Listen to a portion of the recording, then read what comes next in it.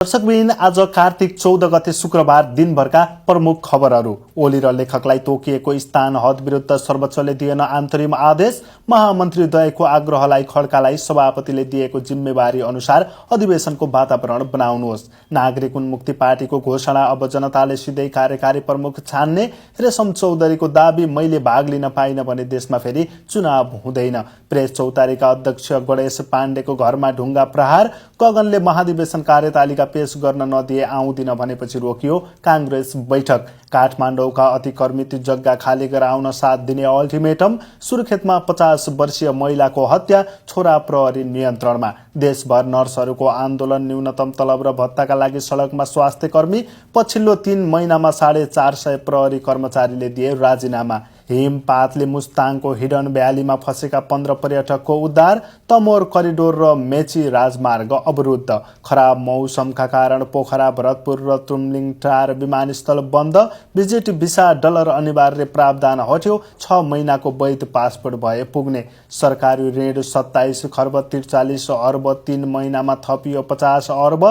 तोलामा फेरि 2700 ले बढ्यो सुन। एन्फाका वरिष्ठ उपाध्यक्ष वीर बहादुर खड्का निलम्बनमा। 17 जना बालबालिकालाई बन्धक बनाउने अपहरणकारी मारिए प्रहरी सुटआउटमा। युद्ध विराम जारी राख्न सहमत भए अफगानिस्तान र पाकिस्तान र 33% घट्यो बीआईडीको तेस्रो त्रैमासिकको नाफा।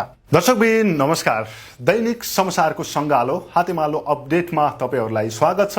24 घण्टा खोजमूलक र समसामयिक विषयवस्तुमा आधारित ताजा खबरहरू लिएर आज पनि उपस्थित भएका छौँ। अब हेर्नुहोस् आजका पूरा समाचार।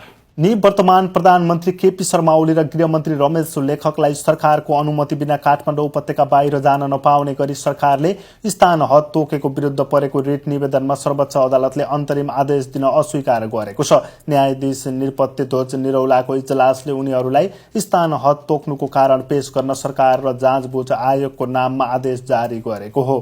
नेपाली कांग्रेसका महामन्त्रीहरूले कार्यवाहक सभापति पूर्ण बहादुर खड्कालाई सभापति शेरबहादुर देउवाले दिएको जिम्मेवारी अनुरूप महाधिवेशनका लागि वातावरण बनाउन आग्रह गरेका छन्। महामन्त्रीद्वय गगन कुमार थापा र विश्वप्रकाश शर्माले शुक्रबार भएको छलफलका क्रममा कार्यवाहक सभापति खड्कालाई महाधिवेशनको वातावरण बनाउन आग्रह गरेका हुन्। सभापतिले तपाईहरूलाई अधिवेशन गराउने जिम्मेवारी दिनुभएको हो, अधिवेशन गर्ने वातावरण बनाउनुहोस्, महामन्त्रीद्वयले कार्यवाहक सभापति खड्कासँग भनेका छन्। रेशम चौधरी संरक्षक रहेको नागरिक उन्मुक्ति पार्टी नेपालले प्रत्यक्ष निर्वाचित कार्यकारी प्रमुख रहने शासन प्रणालीको एजेन्डा अघि सारेको छ। पार्टीका अध्यक्ष कबीर सोबले भने, जेएनजी आन्दोलनपछि नै हामीले अब प्रत्यक्ष निर्वाचित राष्ट्र प्रमुख रहनुपर्छ भन्ने शासन प्रणालीको विकास हुनुपर्छ भन्नेमा जोड दिएका छौं। चाहे त्यो प्रधानमन्त्री होस् या राष्ट्रपति, किनकि यो प्रणाली नभई अब देशमा विकास सम्भव छैन। प्रत्यक्ष निर्वाचित भइसकेपछि देशमा स्थिर सरकार रहने र 5 वर्षसम्म ढुक्कले काम गर्न सक्ने वातावरण हुने उनको दाबी रहेको छ। नागरिक उन्मुक्ति पार्टी नेपालका संरक्षक रेशम चौधरीले आफू चुनावमा भाग लिन नपाए देशमा फेरि चुनाव नहुने दाबी गरेका छन्। शुक्रबार राष्ट्रिय स्वतन्त्र पार्टी रासोपाले आयोजना गरेको वृहत राजनीतिक संवादमा बोल्ने क्रममा उनले आफू सहित लक्ष्मण थारू र धनीराम थारू लगायतले चुनाव लड्न नपाए फेरि पनि देशमा चुनाव नहुने जिकिर गरेका हुन्। प्रेस चौतारी नेपालका केन्द्रीय अध्यक्ष गणेश पाण्डेको लमजुङ स्थित घरमा गए राति ढुङ्गा प्रहार भएको छ। लमजुङ सदरमुकाम बेसी शहरमा रहेको घरमा बिहिबार मध्यराति अज्ञात व्यक्तिहरूले ढुङ्गा प्रहार गरेका हुन्। ढुङ्गा प्रहारबाट घरका झ्याल सिसा फुटेका छन्। अध्यक्ष पाण्डेकी 82 वर्षीय हजुरआमा सुतेको कोठामा बढी क्षति पुगेको बताइएको छ। सो घरमा अध्यक्ष पाण्डेकी आमा र हजुरआमा बस्दै आएका छन्। नेपाली कांग्रेसको केन्द्रीय समिति बैठक आइतबारसम्मका लागि स्थगित भएको छ। महामन्त्री गगन थापाले महाधिवेशनको कार्यतालिका पेश गर्न नदिए सहभागी नै नहुने चेतावनी दिएपछि बैठक रोकिएको हो। बैठक आइतबार दिउँसो 1 बजेसम्मका लागि स्थगित भएको हो। कांग्रेसमा विशेष महाधिवेशन र नियमित महाधिवेशन भन्ने बहस भइरहेको छ।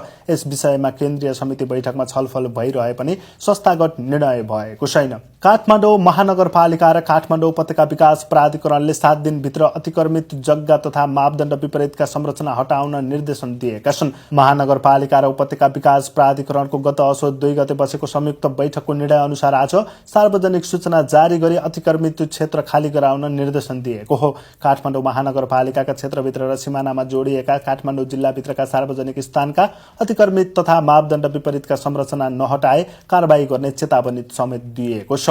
सुर्खेतमा एक महिलाको हत्या भएको छ। हत्या अभियोगमा उनकै छोरा पक्राउ परेका छन्। भेरीगंगा नगरपालिका 12 मसिनाटोल बस्ने 50 वर्षीय धनिकाला बस्नेतको हत्या अभियोगमा उनका 30 वर्षीय छोरा कविराम बस्नेतलाई शुक्रबार बिहान प्रहरीले पक्राउ गरेको छ। कविरामले फरुवा प्रहार गर्दा धनिकाला गम्भीर घाइते भएको र कर्णाली प्रदेश अस्पताल कालगाउँ सुर्खेतमा उपचारको क्रममा मृत्यु भएको प्रहरीले जनाएको छ। न्यूनतम तलब भत्ता र सेवा सुविधा सुनिश्चित गर्न माग राख्दै नर्सहरू आन्दोलित भएका छन्। देशभरिका सबै अस्पतालका नर्सहरूले शुक्रबार विरोध प्रदर्शन गरेका छन्। सरकारी सरह सेवा सुविधा र पारिश्रमिकको माग गर्दै आन्दोलनमा उत्रिएका नर्सहरूलाई सरकारी अस्पतालका नर्सहरूले पनि एकबद्धता जनाउँदै आन्दोलनमा उत्रिएका हुन्। नर्सिङ संघले अघि सारेको 15 बुँदे मागलाई पूरा गर्नुपर्ने भन्दै शुक्रबार देशभरका अस्पतालहरूका नर्सहरूले प्रदर्शन गरेका थिए। नेपाल प्रहरीमा पछिल्लो 3 महिनामा 450 प्रहरी कर्मचारीले राजीनामा दिएका छन्। प्रहरीका अनुसार 20 वर्ष सेवा पूरा गरेका र कोही 5 वर्ष मात्रै सेवा गरेकाले राजीनामा दिएका छन्। नेपाल प्रहरी प्रवक्ता डीआईजी विनोद घिम्रेका अनुसार राजीनामा दिनेहरूमा जवानदेखि वरिष्ठ नायब निरीक्षक तहसम्मका सबैभन्दा बढी छन्। करायसी र व्यक्तिगत कारण देखाएर तल्लो तहका प्रहरी कर्मचारीहरूबाट दिनौ जसो राजीनामा आइरहेको उनले जानकारी दिएका हुन्। मुस्ताङको हिडङ भ्याली क्षेत्रमा 3 दिनदेखि फँसेका 3 जना बेलायती नागरिक सहित 15 जना पर्यटकको शुक्रबार सकुशल उद्धार गरिएको छ।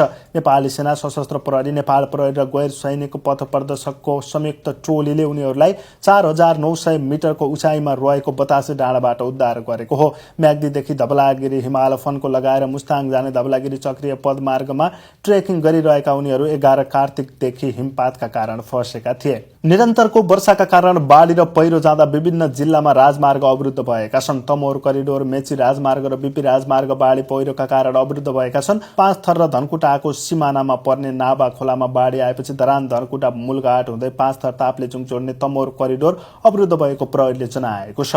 पोखरा, भरतपुर र टुलिमटार विमानस्थलमा खराब मौसम र कम दृश्यताका कारण उडान बन्द गरिएको छ। यी विमानस्थलमा काठमाडौँबाट उडान हुन नसकेको बुद्धिजीवीहरूले जनाएको छ। मौसम पूर्वानुमान महाशाखाका अनुसार भद्रपुर विमानस्थल भने खुल्ला प्रक्रियामा रहेको छ। यात्रु तथा विमान सेवा गराएहरूलाई यात्रा अघि उडान स्थिति जाँच गर्न वायु सेवा कम्पनीहरूले सुझाव दिएका छन्। सरकारले भिजिट भिसा प्रक्रिया सहज बनाउँदै डलर अनिवार्य दुईतर्फी टिकट र होटल बुकिङको प्रावधान हटाएको छ। अब 6 महिना वैध पासपोर्ट, टिकट र भ्रमण प्रायोजनको सो घोषणाबाटै प्राप्त हुनेछ। नयाँ नियम आजदेखि लागू भएको छ। अध्यागमन विभागले यात्रुहरूलाई बिचौलियाबाट सचेत रहन आग्रह गरेको छ। नेपालको सार्वजनिक ऋण असोजसम्म 27 खर्ब 43 अर्ब पुगेको छ, जुन कुल जीपीडीको 44.61% बराबर हो। चालु आर्थिक वर्षको पहिलो 3 महिना सरकारले 50 अर्ब रुपियाँ भन्दा बढी ऋण थपेको छ। यो वृद्धि मुख्यतः आन्तरिक ऋणमा देखिएको हो। हाल नेपालले 12 खर्ब 78 अर्ब आन्तरिक र 14 खर्ब 46 अर्ब बाह्य ऋण तिर्न बाँकी राखेको छ। गत 3 महिनामा सरकारले 1 खर्ब 84 करोड रुपियाँ ऋण उठाउँदा 1 खर्ब 9 अर्ब 89 करोड भुक्तानी गरेको छ, जसमा 90 अर्ब 50 करोड साभा र 19 अर्ब 38 करोड ब्याजका लागि प्रयोजन भएको हो। विदेशी मुद्राको विनिमय दरमा आएको उतार चढावले मात्र असोज महिनामा झण्डै 40 अर्ब भन्दा बढी ऋण भार थपिएको छ। शुक्रबार सुनको भाव बढेको छ। अघिल्लो दिनको तुलनामा आज मूल्य प्रति तोला 2700 रुपियाँ बढेको नेपाल सुनचाँदी व्यवसायी महासंघले जनाएको छ। महासंघका अनुसार आज सुन प्रति तोला मूल्य 2,39,000 रुपियाँ तय भएको छ। अघिल्लो दिन 2,36,300 रुपियाँ थियो। त्यस्तै चाँदीको भाव प्रति तोला 80 रुपियाँ बढेको छ। अघिल्लो दिन चाँदीको भाव प्रति तोला 2,980 रुपियाँ रहेकोमा आज बढेर 3,060 रुपियाँ पुगेको छ। अखिल नेपाल फुटबल संघ एन्फाका वरिष्ठ उपाध्यक्ष वीरबहादुर खड्का निलम्बनमा परेका छन्। शुक्रबार बसेको एन्फाको आकस्मिक कार्य समिति बैठकले उनलाई आगामी साधारण सभासम्मका लागि निलम्बन गर्ने निर्णय गरेको हो। अखिल नेपाल फुटबल संघ एन्फाका वरिष्ठ उपाध्यक्ष वीरबहादुर खड्का निलम्बनमा परेका छन्। पुणे निवासी रोहित आर्य नामक व्यक्तिले बिहीबार दिउँसो करिब 3 बजेतिर महावीर क्लासिङ बिल्डिङ परिसरभित्र रहेको एक स्टुडियोमा 17 जना बालबालिका बन्दी बनाएका थिए। यसमा मुम्बई प्रहरीले तुरुन्तै कारबाही गर्दै सबै बालबालिका र एक महिलालाई सुरक्षित रूपमा बाहिर निकाल्यो। प्रहरी सुटआउटमा घाइते भएका रोहित आर्यलाई अस्पताल लगिएको थियो। उनको उपचारका क्रममा मृत्यु भएको अन्तर्राष्ट्रिय समाचार संस्था बीबीसीले जनाएको छ। अफगानिस्तान र पाकिस्तान बीच शान्ति स्थापनाका लागि युद्ध विराम कायम राख्न दुवै देशका उच्च स्तरीय प्रतिनिधि मण्डल सहमत भएका छन्। टर्की र कतारको मध्यस्थतामा उनीहरूले अक्टोबर 25 देखि 30 सम्म इस्तानबुलमा श्रृङ्खलाबद्ध बैठक गरेका थिए। टर्कीको विदेश मन्त्रालयले शुक्रबार सामाजिक सञ्जाल एक्समा पोस्ट गरेको संयुक्त विज्ञप्ति अनुसार बैठकको उद्देश्य अक्टोबर 18-19 मा दोहामा अफगानिस्तान र पाकिस्तान बीचको युद्ध विरामलाई सुदृढ पार्नु रहेको जनाइएको छ। र चिनिया विद्युतीय कार निर्माता BYD को तेस्रो त्रैमासिक नाफा अघिल्लो वर्षको तुलनामा 33% घटेर 7.8 अर्ब युआन करिब 1.1 अर्ब अमेरिकी डलरमा झरेको छ। यो लगातार दोस्रो त्रैमासिक हो जसमा कम्पनीको नाफा घटेको हो। चीनको विद्युतीय सवारी बजार विश्वकै ठूलो भए पनि घरेलु बिक्री सुस्त हुँदै गएको र मूल्य युद्ध तीव्र बनेका कारण BYD को मुनाफामा प्रभावित भएको विश्लेषण गरिएको छ। यी थिए आजका मुख्य खबरहरू। हातेमालो अपडेट मार्फत हामी प्रत्येक दिन तपाईको सेवामा रहि नै रहनेछौँ। समयमै सूचना, सत्य तथ्यमा आधारित समाचार र खोजमूलक रिपोर्टहरूको लागि हेर्दै गर्नुहोस् हातेमालो मिडिया। हाम्रो पेज च्यानललाई लाइक, फलो र सब्स्क्राइब गर्न पनि नबिर्सिनुहोस्। अहिलेलाई म लगायत हाम्रो सम्पूर्ण टिमलाई बिदा दिनुहोस्। नमस्कार, धन्यवाद।